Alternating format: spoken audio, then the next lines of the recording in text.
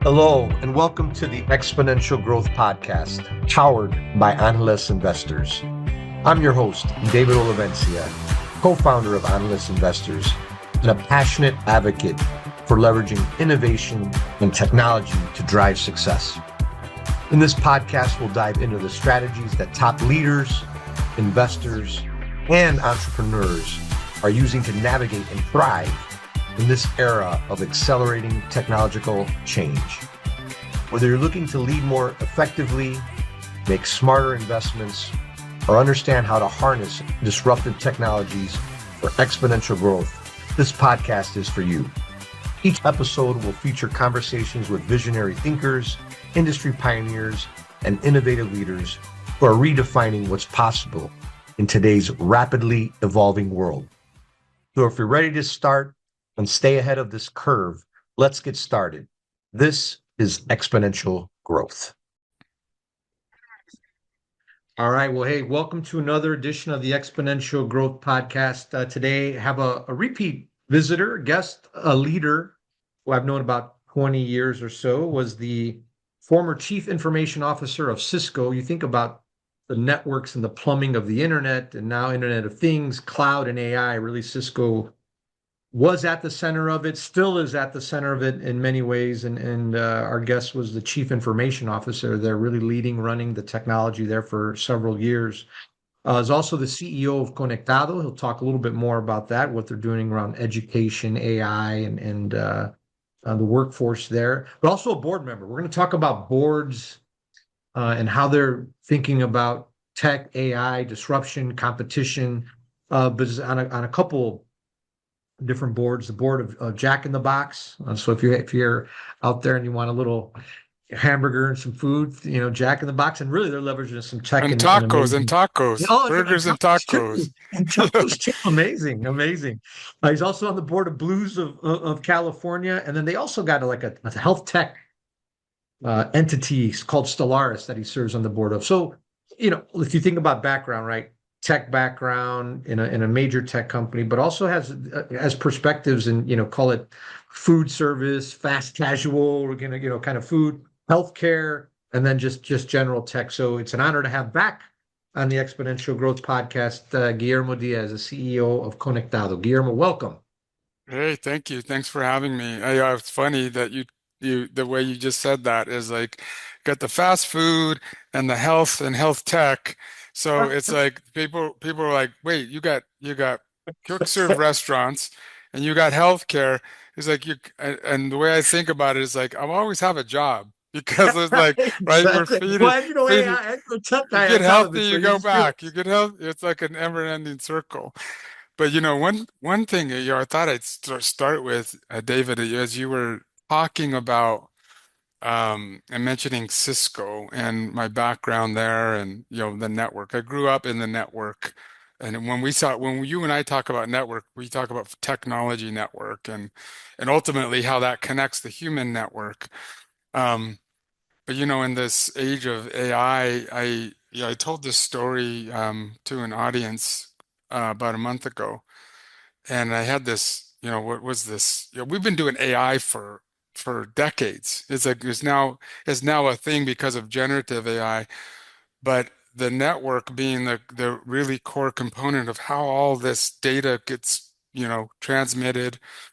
But I remember having an aha moment. I had just become the CIO of you just announced the CIO of Cisco back in 2014, and I'm standing in front of this in Cancun, Mexico, instead of in front of an audience of about 7,000 people, Cisco Live, and I had this a week before I had an aha moment because my mom had just she had just recovered from a cancer surgery. But backtrack a little bit on that is the cancer surgery and how it was done by the robotics, and it was a new procedure at the time. It was a robotics, and my mom and I talked about this. She's like, "Do you really want to do this?" They say it's very precise, and She says, I want to do it because they say it's more, and I don't know, but it may be more, uh, uh, the outcome will be Accurate. better, more accurate, Mhm. right? And so we decided to do it. And, while she was doing it, I was looking at, researching all of the robotics and how the network was. So the doctor wasn't even in the room. The doctor was maneuvering and managing the robot. Um, and there was several other people in the room but they were more monitoring things. But the robot was very precise in how it was doing its thing. And, the outcome of that was my mom is cancer free. Yep. So what it gave me was it was an aha moment, my AI aha moment. But as you and I call it sometimes, the network connecting the Internet of Things, robotics, data, people, right? Yeah. And processes. Those are the kind of the Internet of Things or Internet of everything. It's all connected through the network. It gave me that moment where it was like, now I know why I'm doing what I'm doing. It was my why moment, my Yeah. why AI moment. And it was like, this is why I do what I do. And why I help companies build networks. And, I know we're going to talk about AI, but Yeah. that was my aha. You know, my mom comes out very precise, cancer free. And it was like, hey, what I do help my mom, right? Be cancer free, Yeah. right?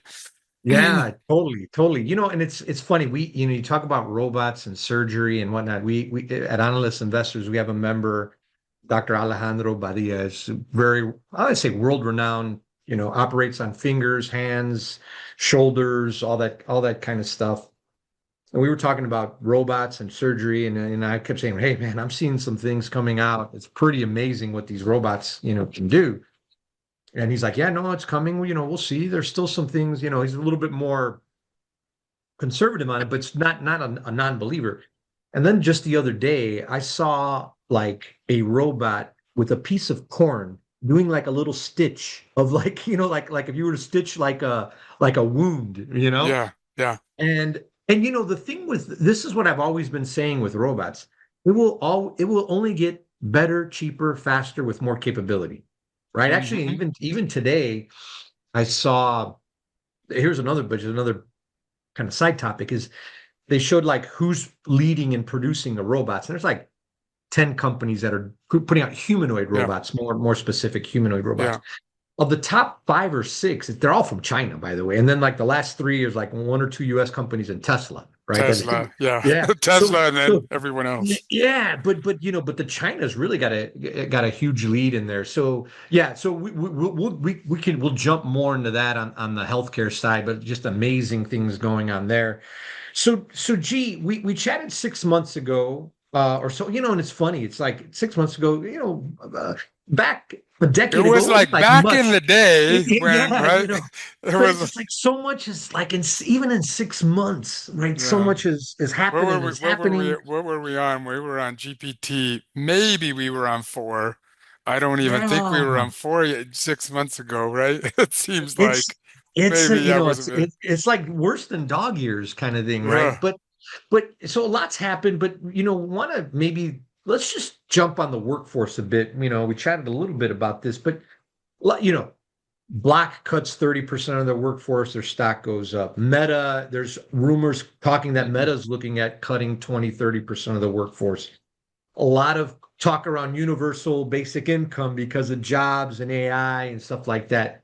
I say workers should be scared or are scared or positioning themselves. Organizations are thinking, how do I handle it? What do I need to do?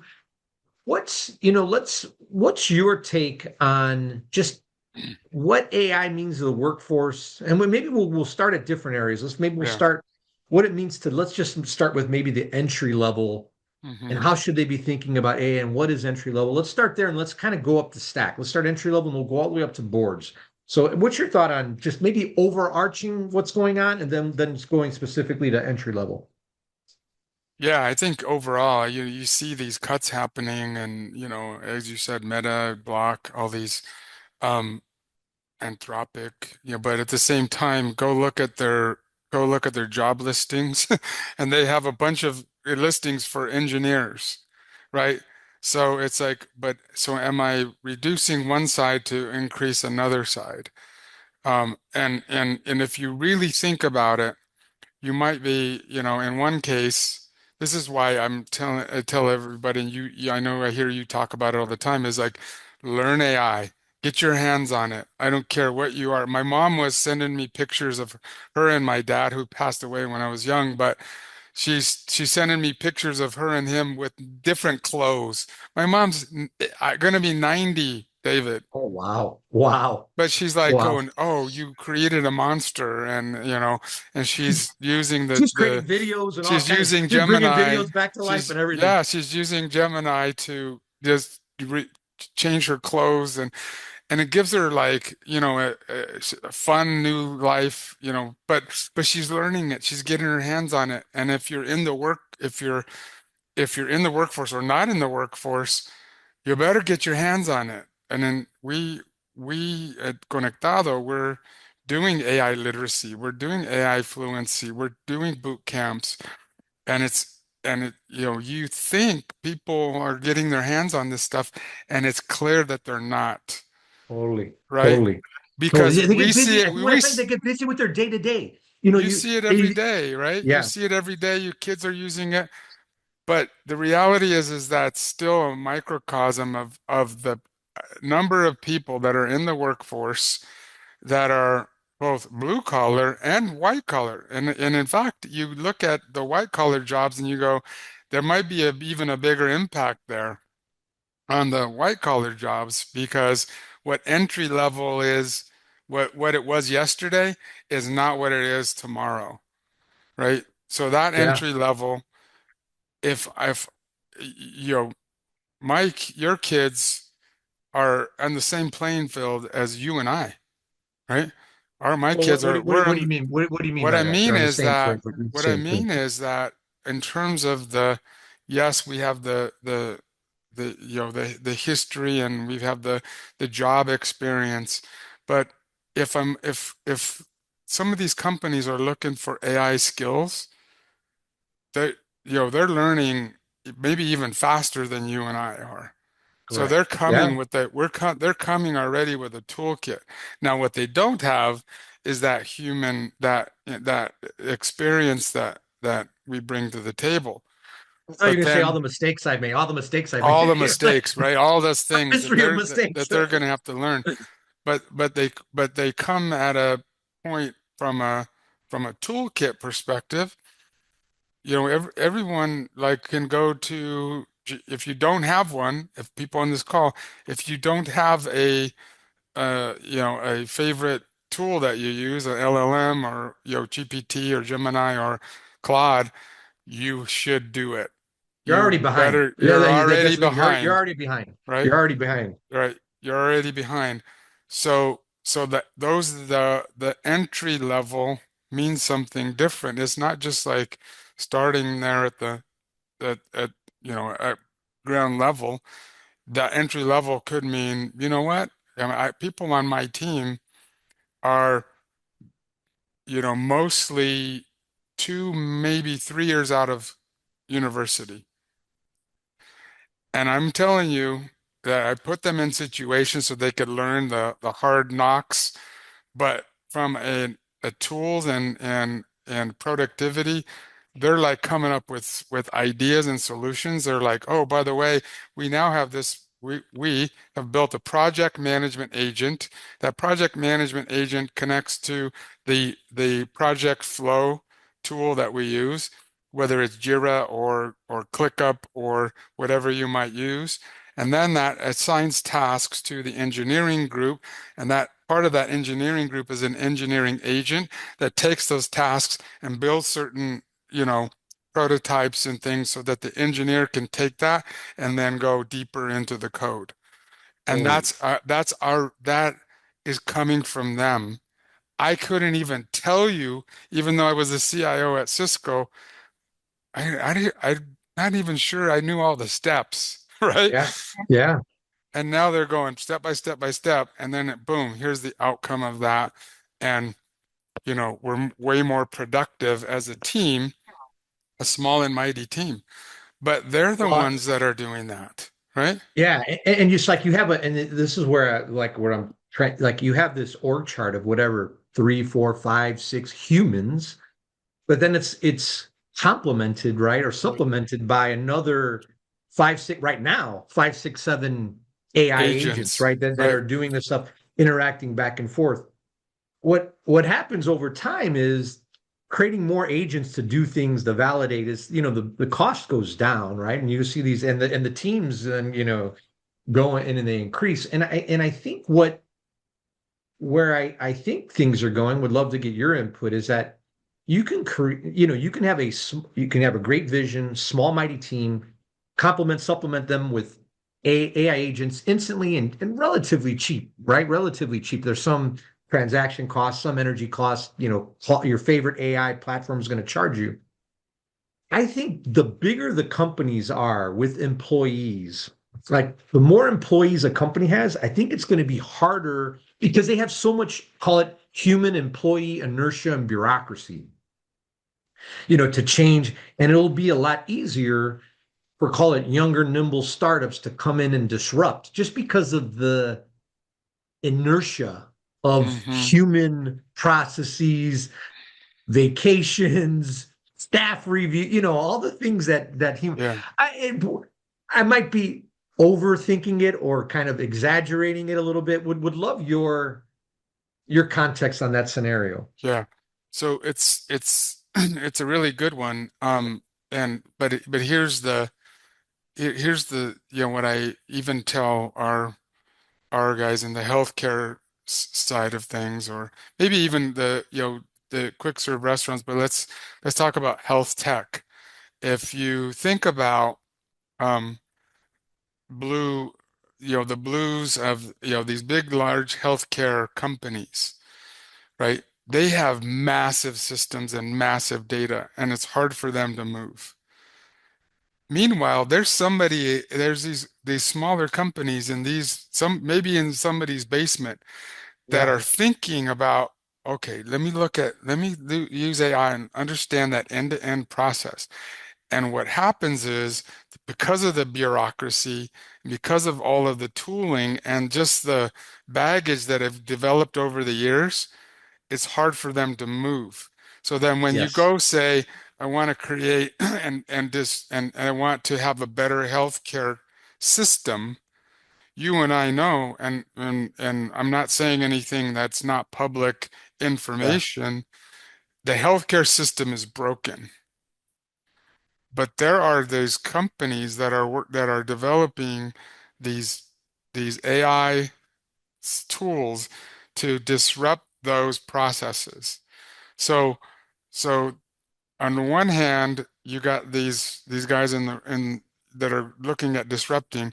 On the other hand, these bigger companies, if they don't start shifting their mindset toward we need people, our teams, the ones that have been doing this for years and years, to do AI, to get AI literate, even if they do the same thing, they're at least like we want to challenge them to look at their processes and to potentially automate their job. And and and and if they do that, they'll learn what these other guys are doing because they actually know it better. But these Yeah. guys are coming at it from a different, faster, they're doing the things in 2 weeks that it takes a year or more Oh, for these totally. guys to do. And Totally. so Totally. so I think it's if you're resting in on your couch and your laurels and over here in this big company mindset, my biggest advice, I know because I come from big corporate, Yeah, my hey, biggest me advice too, is right? I mean, me too. my biggest advice is you get your hands on it and start learning your job in the context of how do I automate? How do I get better? How do I improve it? Because if you don't, at some point, there's a new company that's going to come in and they're just going to go disrupt Yeah. that. Oh, by the way, that's just I'll rebuild that, um, you know, medical record system in a matter of weeks, and we'll be able to show you and really have these agents taking calls and tell you about, help guide you through your healthcare journey. That meanwhile, this person's over here. This goes back to the conversation we were having. Meanwhile, this person's over here. I haven't touched AI. I'm not going to do it. I know my job. Guess Right. what? Those are the 30% that are going to be on Totally. the blocks, right? Yeah, and that's what that's what I mean, Accenture, my former company. I mean, Julius, we say, hey, if you're not into AI, you're going to be gone, right? And so this there's this forcing function, call it, but there's also a bit of, and we will talk a little bit about boards, but it's also kind of like leadership and culture and call it governance and Hmm. people, like putting AI aside right now, everybody wakes up kind of already almost 100% busy with just call it ongoing operational stuff that they've always had to do, right? And now you're throwing on top of it, hey, learn AI, figure out how you got to do this and change the thing. It's a bit of change. It's a change and it's rapid change, right? And it's hard. Change is hard for Hmm. anybody, especially the bigger the organizations, even for individuals. And so you think so boards, you're on several different boards. I didn't even mention the nonprofit boards, but you're on Hmm. boards. What so what board members or board leaders, what should their mindset be, in this time of AI, exponential change, rapid, ups and downs and disruption and revenue, look at Anthropic, right? By the way, man, just I mean, revenue growth. I don't even it's like 60 billion or something. I'm writing about it this week. Where just disruptions, it's happening faster than Yeah. ever before. What's the board member mindset in these times? Let's start there, and then Yeah. we'll go a couple different areas. Yeah. So I think the boards are, I mean, cyber, if you look at the boards, what they were concerned about, and they're still concerned about, you have, you know, I remember, especially early days of being on some of these big boards, is like you have every 6 months you have the CISO, the Chief Information Security Officer, and the CIO come in and tell you about the state of the security and how all of the different things. Now you have your reports mostly from the audit committee, but that was like a 6 month thing. Now it's every quarter, Yeah. right? Just on If security. Just that's on on security. security, Yeah. well, I will tell you that especially in the past 18 months, AI is in every conversation.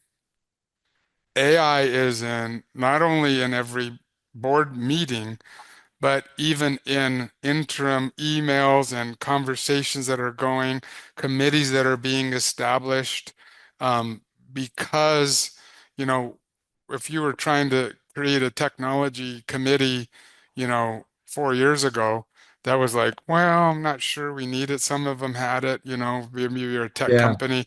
Now it's like, we need to have it. We need to No, have it, and we well, need to. when you say have it, what is It, it it, a it AI is committee? It is Is an AI/tech committee, okay. right? I've been thinking, I've been playing kind of let's pull on that. So I've been thinking about the same thing, right? So just this is a new time. AI touches everything. Well, one can say, well, hey, doesn't it cover, audit and, aren't there existing But committees that's that it but can that's a cover, right? defensive play. That's a Yeah. defensive play. So that's where I was going with the security piece. So what what the board, I think, and this is my view. I'm not using the By the way, I views. don't think I'm that different Yeah. from where the view you're going to share. No, well, I'm also making sure that this is Guillermo Diaz's view, Oh, yeah, yeah, yeah. and not necessarily, which I would say it is, but just want to put it out there. This is my view, not the view of the not the voice of the boards that I'm on. Yeah. but what I would say is that that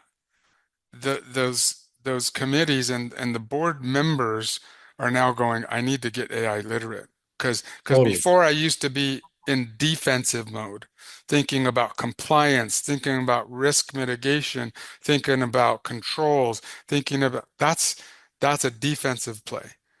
Totally. We need to now look at it going, if we don't think about offense, Our competitors will. there's somebody in the basement of some house that is building a system that's going to disrupt us.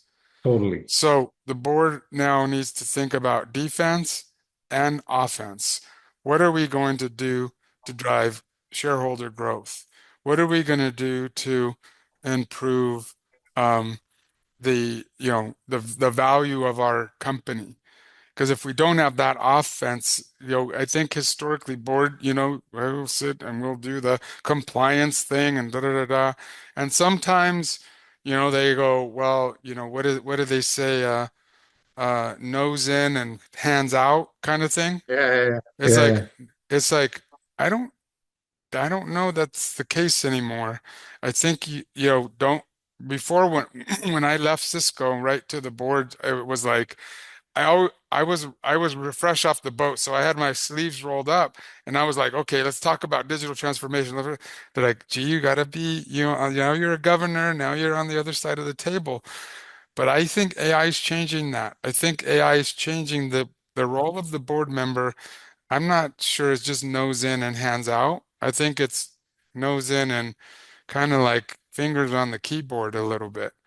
And I can tell you that I've created some reports for some of my boards, again, public information that Yeah.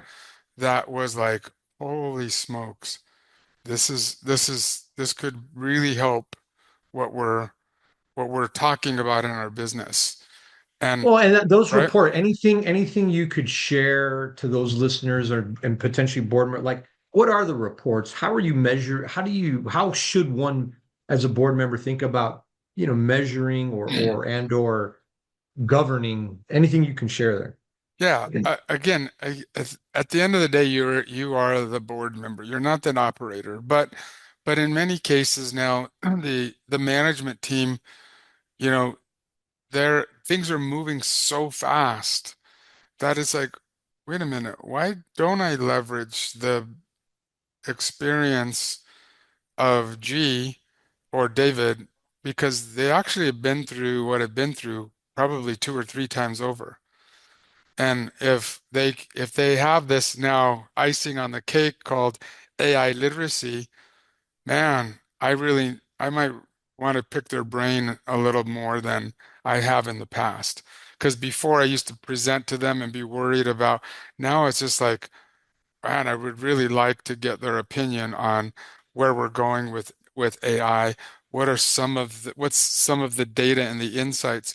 Like example, Jack's largest consumer is a Hispanic consumer. That's the largest consumer of Jack in the Box, and the largest employee base are Latinos, Hispanic. Well, one of the reasons they asked me to be on the board was because I look like the consumer and I look like the employee. It's like, so why wouldn't I take advantage of that, right? And if this guy also brings AI and brings digital, those are the reasons why they asked me to be on the board in the first place. But if you never use me for those reasons, then it's just like I'm just another board member. It's just Yeah. so you gotta have to like look at it from that perspective is why are you on that board? Right? Yeah. Why, Yeah. And what? there's Because you don't want to just like, for me, I don't want to just be on any board. I want to be on a board that that fulfills my purpose, that, because it's like it's not like you're gonna make a heck heck of a lot of money on the boards. You're on the boards because you're in either that part of your career or you have an expertise that they want. It's like, but if you never use that, then what's with the nose in and, hands out, right? Yeah. So I have a little bit of a different view maybe than some board members, but in the age of AI, we're building AI governance frameworks. We're building um, we're building, things that will support the growth of the company. We're talking about AI tools and partnerships that will help us do that. It's like, why not leverage the power of the board? Um, because otherwise it's just like, let's show up once a quarter, get a report, and then it's like, if that's what you want, I want to be on a board where where I'm aligned with the purpose, Yeah. where where my expertise, which is my superpower technology, Yeah. is utilized, Yeah. um, Totally. that it very well aligns. Like if you look at Jack in the Box, I give you the numbers there. Largest consumer, largest employee base, but on the healthcare side, our 42 or more than 40% of our members are Hispanic. And if you look at Wow. California, that's, in It's like pockets, 50%. I mean, that definitely the that number youth. goes Definitely higher, youth. Yeah. right? In Yeah. in Los Angeles County, the largest county in the U.S. is over 50% Hispanic. Wow. That is why. So now if I could put all those pieces together, superpower, tech, come from that demographic. It aligns with purpose. And I get to connect to the community. It's like, boom, right? Yeah, Why it not? makes and it also makes life fulfilling, right? Too. I mean, if those things are all aligned and they're leveraging your, the superpowers that you have, and you see that making, an influence, I think it also just it makes life very fulfilling, right? You wake up every day Yeah, charged up, energized, fulfilled, right? And it's not, not a lot of people, can say that, but it's also hard work on your part, man. Right, you're every day, you're kind of also, working every day for your career, right? You've been kind of working towards this, and not an easy journey by any means. Gee, we've chopped up a lot. Any other last thoughts or things that you want to leave the audience before maybe we break for another couple months and come back, and yeah, many things have changed again. yeah. I just think it's like one, um, do not sit back and just rest on the couch. You get your hands on AI, right? Um, and pick one. If you don't, maybe you have two or three, but at least pick one, right? I'll tell you, my go-to is because of the ecosystem. I like the Google ecosystem just because, but I still use I still use Chat GPT. My wife calls it Chata. Uh, and then Claude for like real business, enterprise level stuff that we're doing. But my go-to, just because he can connect it to video, creating the videos, the photos, all of the things, the Gemini ecosystem is good for me. But also look at like um in your role is make sure that you are becoming, whether you're blue collar, and you're building, you know, buildings, if you're building data centers, or if you're creating plumbing or electricity, all this stuff is like there's no, at least in my career, I've never seen a moment where all of that work is needed more than it is now. The data centers are growing like crazy. So if you're a blue collar, you know, think about AI from it is a driver of your job and it's going to only get more. So utilize that as a selling point. If you're in white collar, you better get your hands on it and learn about how to automate your own your own uh, your own processes, your own business. And then the last thing is like the entry level that we talked about is that the rules have changed. Is like, so if you're in university, you better be taking AI, you know, at a different level. You better walk out of your graduating class, and if you don't have regardless, I have people on my team with social sciences degrees. I have those with engineering degrees, some with Chicano studies degrees, and they're all AI experts, right? Because think about social science is the study of people, data is data. And so Yeah. and so it's like they all have but they're all AI experts and they're all, te have a technology, kind of DNA now. But yeah, that entry level is, I think the rules have changed.